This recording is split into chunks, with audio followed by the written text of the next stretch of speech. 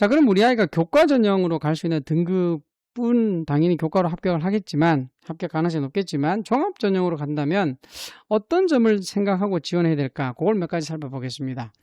학생부 종합 전형은 크게 경북대 사례를 통해서 보면 일반 전형이라고 하는 곳에서는 서류만 보고요. 면접이 없어요. 지역인재 전형에서는 면접을 봅니다. 크게 두 가지로 볼 수 있고 점점 추세가 같은 대학에서도 경북대처럼 이렇게 이원화되는 추세로 가고 있다는 점. 서류평가 같은 경우는 경북대 같은 경우는 이렇게 몇 년도 다룬지 정확히 말씀드리지 최근은 좀 달라질 수 있습니다만 이 자료 같은 경우는 한 지원자당 4명의 사정관이 각각의 평가 영역을 나누어서 평가를 하고요.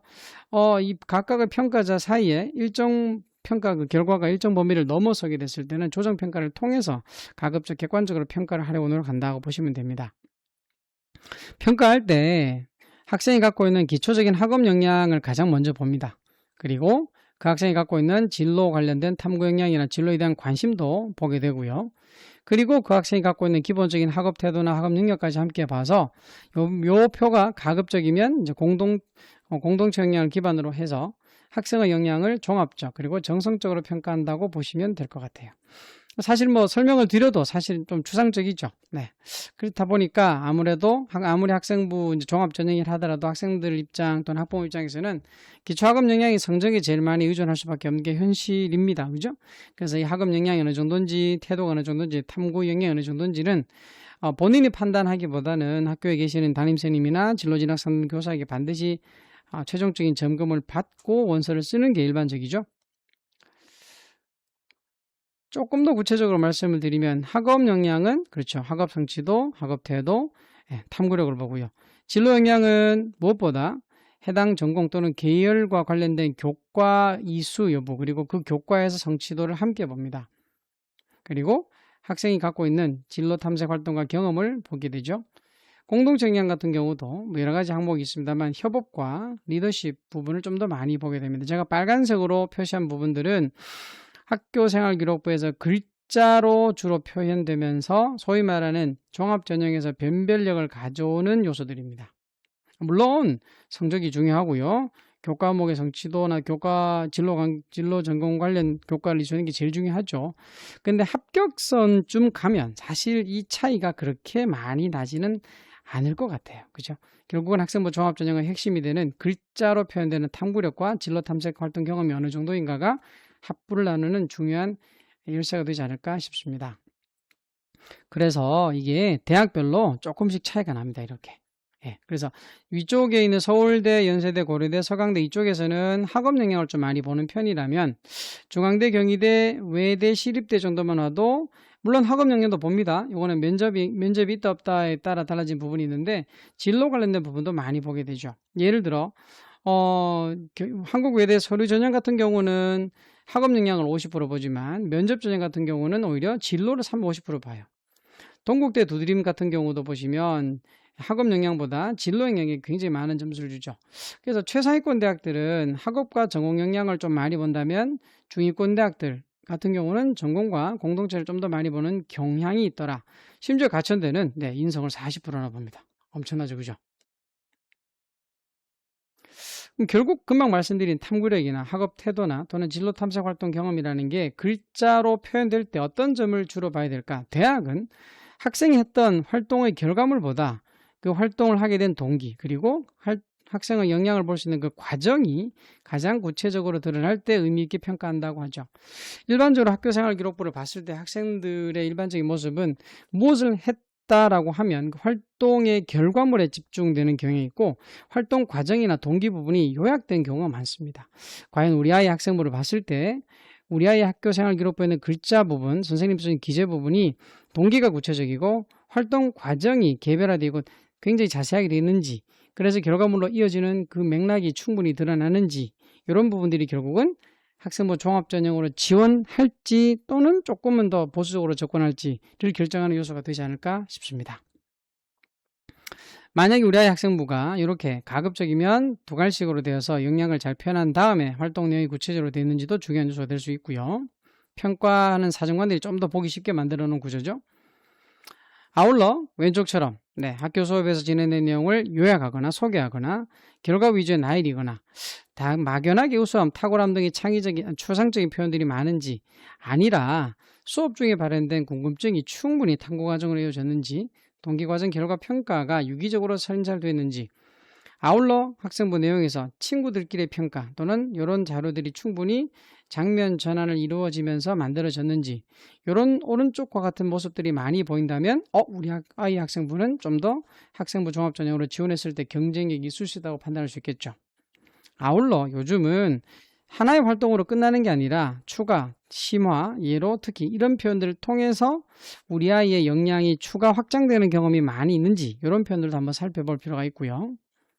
그래서 학업 역량 같은 경우는 막연히 토론 활동할 때 찬성 반대 의견을 냈다는 식의 나열보다는 객관적 근거 수집 과정이라든지 상대방의 논리에 대해서 대응하는 논리적인 사고를 보이는 면이 있는지를 볼 필요가 있고, 만약 실험이라도 단순하게 실험 주제나 내용이나 이런 점을 기록하기보다는 실험을 어떻게 설계했고, 만약 그 실험을 하기 위한 이론적인 탐구 과정이 있었다면 어떻게 탐구했고, 실험에서 오류가 발생됐을 때 어떻게 수정하고 대처했는지 이런 활동들이 구체적으로 있다면 좀 더 역량이 있다고 볼 수 있겠죠.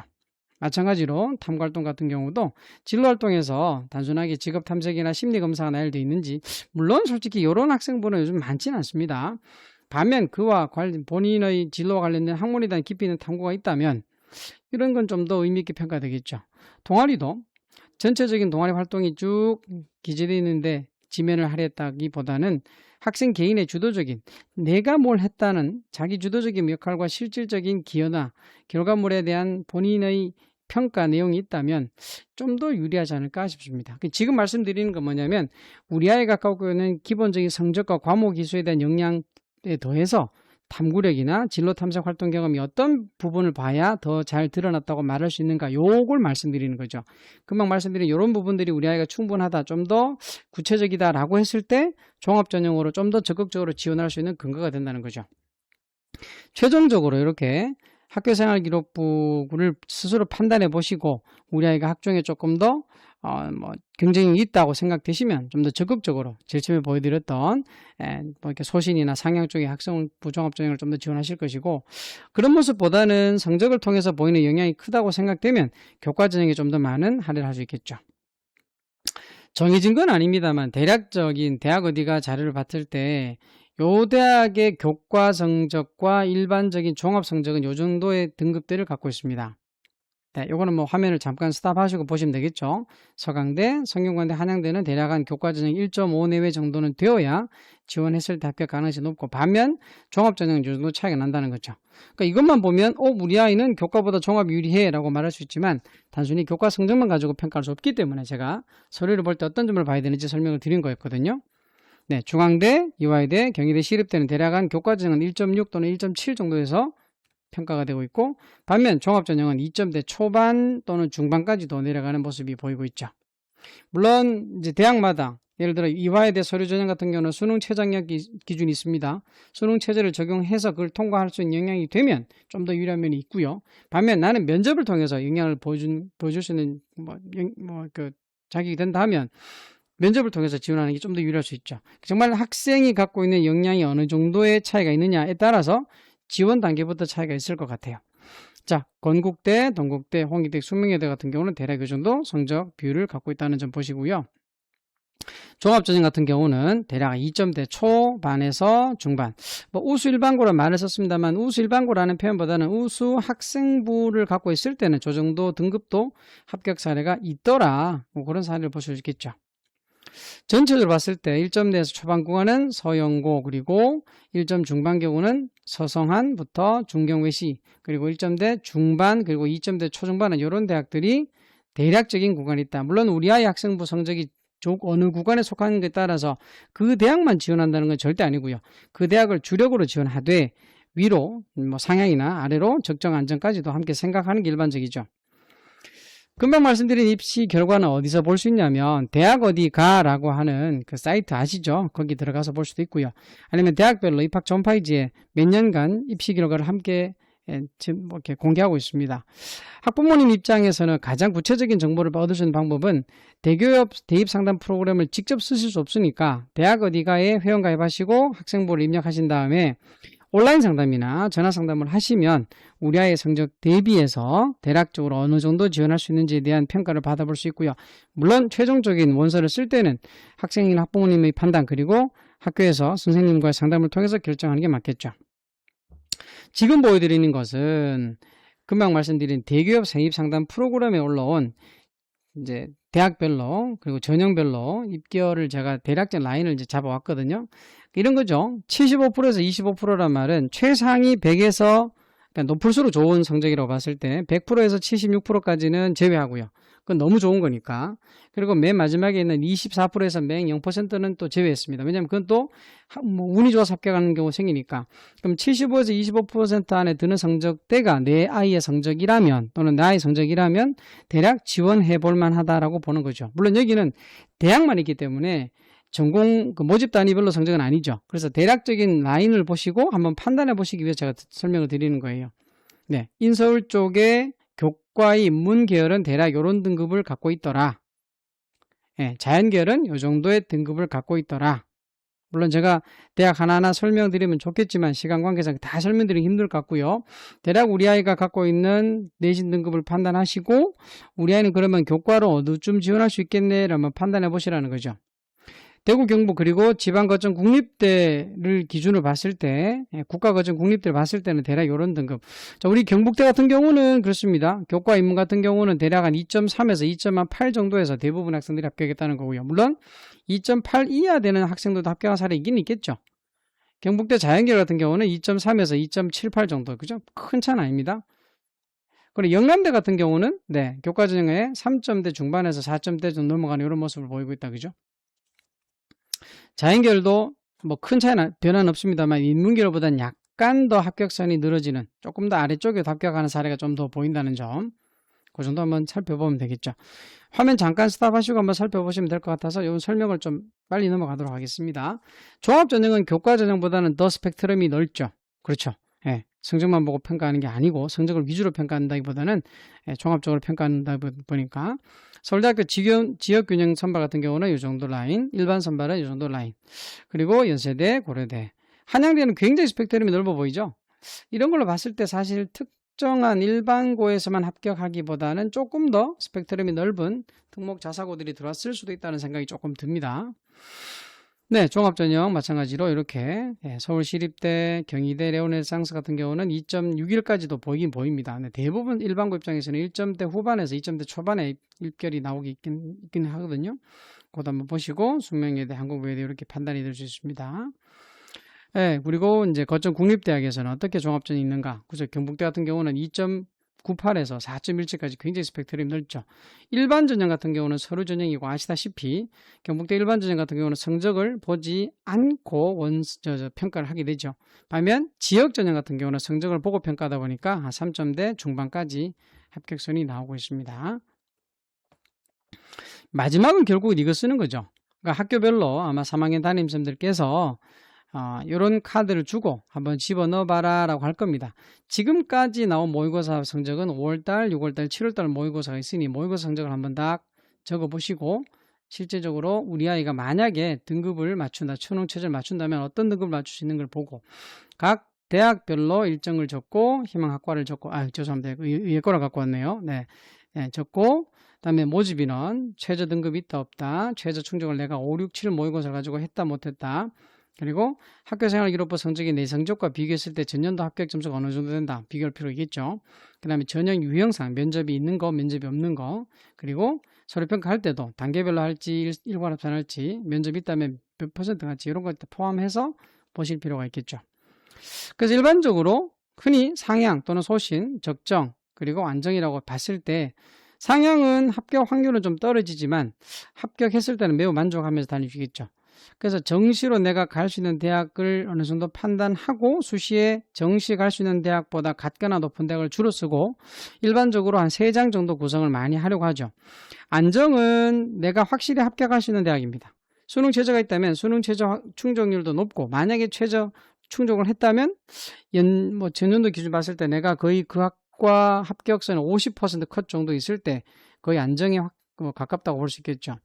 적정은 사실은 뭐라고 딱 정의하기는 힘들지만 합격해도 굳이 다니고 싶은 대학이 아닐 수 있고 그렇다고 합격할 가능성이 높지도 않은 이런 대학인데 학생들에 따라 차이가 있겠습니다만 적정과 안정에서 한 2장 또는 3장 정도를 반드시 써야 될 것 같고요. 상향으로도 2장 또는 3장 정도 쓸 수 있는 라인을 잡는 게 맞는 것 같습니다. 이 안정과 적정을 잡을 때 사람마다 성향이 좀 다르죠. 그래서 나는 내 기분으로는 이 대학 밑으로는 안 가야지. 또는 내 기분으로는 나는 수능 평소에 모의고사를 쳤을 때 이 수능 아래쪽으로 나오는 곳은 안 가야지. 내가 이 대학 밑으로는 절대 가지 않겠다는 기준, 그리고 내가 만약에 수능을 쳤을 때 이 점수 밑으로 받는 거는 가지 않겠다는 생각, 이런 게 작용할 수도 있고, 반면 내가 갖고 있는 객관적인 성적을 통해서 난 조금 더 모험형이야. 그래서 내가 좀 더 전략적으로 봤을 때 이 심리적인 끝선으로만 6장을 다 잡는 친구도 간혹 있긴 합니다. 근데 이렇게 적으면 정말 다 떨어질 수 있어요. 그래 적는 것보다는 이렇게 안정형에 가까운 전략과 모험형에 가까운 전략을 함께 써서 잡아주는 게 꼭 필요하다는 거. 자, 최종적으로 다시 한번 정리하겠습니다. 그래서 수시 지원 방향성에서 나의 모의고사가 교과 성적보다 훨씬 좋다. 그러면 정시 라인이 교과보다 더 위에 있겠죠. 그리고 이 경우는 수시에서 학생부 종합전형 비율을 좀 늘려야 되겠죠. 아울러 면접이 있는 전형을 취해서 내가 만약 수능 성적이 원래 예상치보다 훨씬 잘 나왔다면 면접을 통해서 수시 납치를 피하는 방법이 있겠죠. 반면 상당수 아이들은 모의고 성적보다 교과 성적이 더 좋을 겁니다.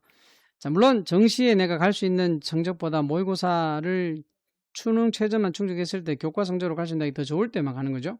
그래서 수시에서 반드시 합격을 해야 되는 경우이기 때문에 교과 전형을 통해서 안정을 찾는 게 맞겠죠. 그러면 내가 학생부 종합전형으로 과연 어느 대학까지 쓸 수 있을까요? 했을 때 대학별로, 모집 단위별로, 전형별로 다르겠습니다만 대략 기준선은 1등급이라고 저는 생각합니다.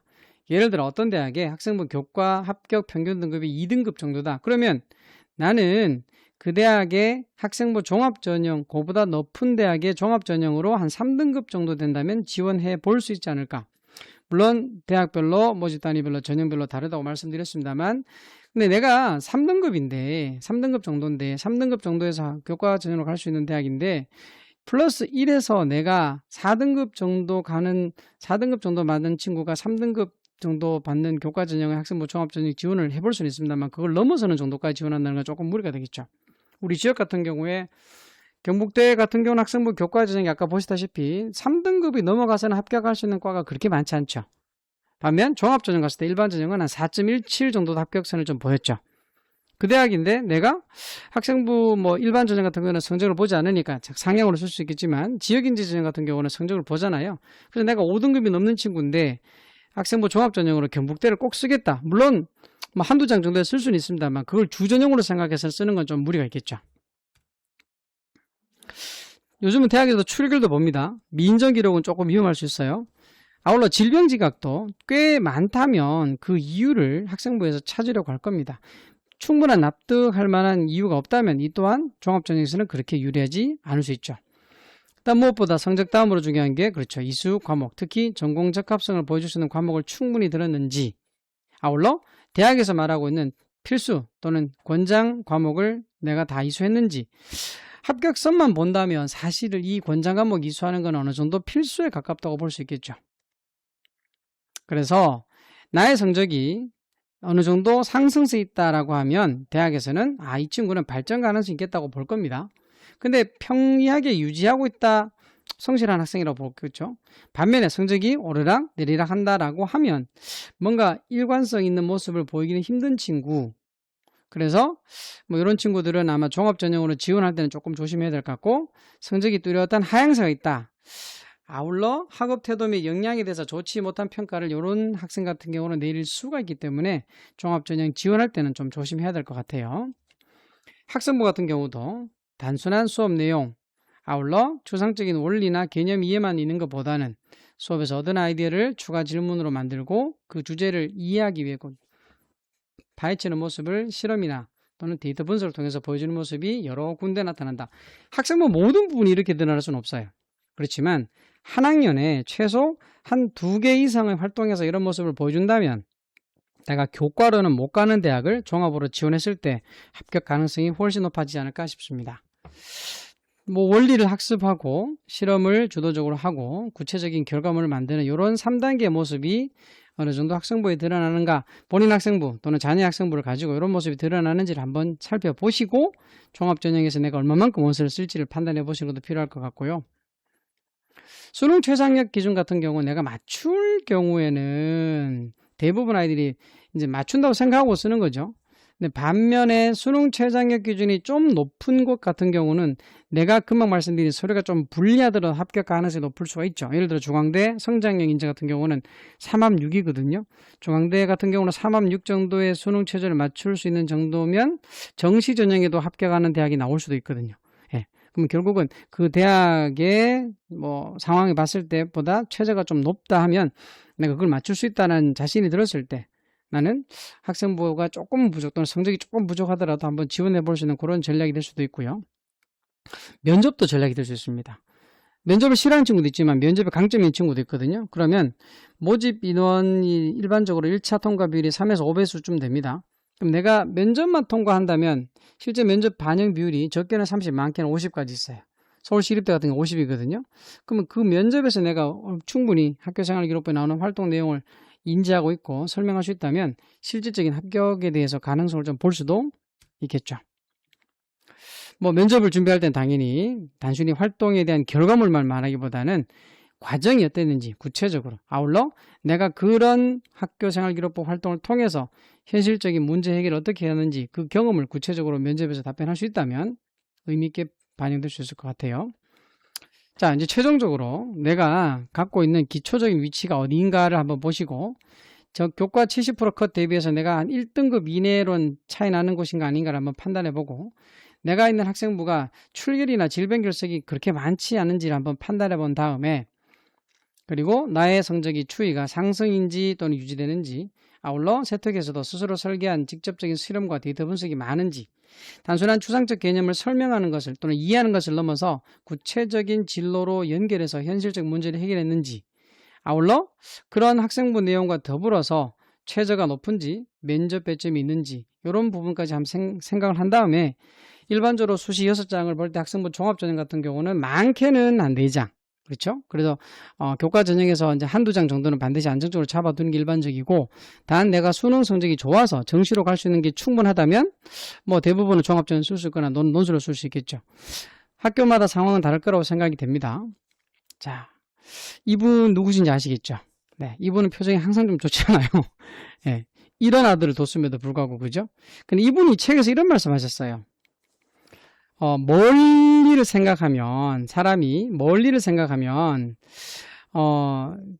현실에 있는 그 걱정거리가 크게 문제되지 않을 수 있는데, 반드시 너무 가까운 곳만 걱정하면 사실은 늘 근심에 쌓였다는 뜻이겠죠.